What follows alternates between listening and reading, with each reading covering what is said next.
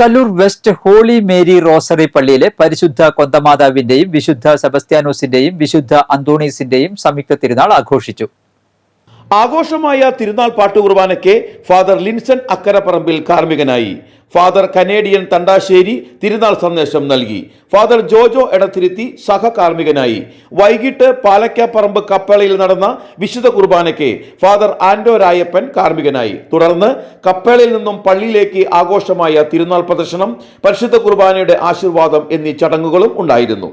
ഇടവക വികാരി father Joseph Pothookaran, കൈക്കാരന്മാരായ Robert Palathingal, Jose Kavitty, Liju Chirayath, general convener Paul Vattakuzhy, joint convener Bijoy Kurumbalayi എന്നിവർ നേതൃത്വം നൽകി. തിങ്കളാഴ്ച രാവിലെ 6:15 ഇടവകയിലെ പരേതർക്ക് വേണ്ടിയുള്ള വിശുദ്ധ കുർബാന, ഒപ്പീസ് എന്നിവ നടക്കും.